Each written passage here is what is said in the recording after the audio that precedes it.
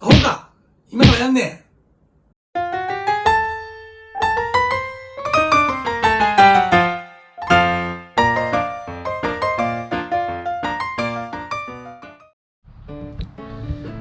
おはようございます。今日はええ天気やね。飛行機雲。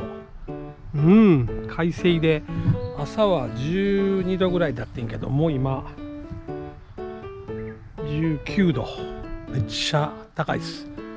で、もう音が立ったらこんな状態でね、草ぼうぼうということで、今から草刈りをやっていこうと思います。ほんまに10日に1回草刈ってるわ。よいしょ。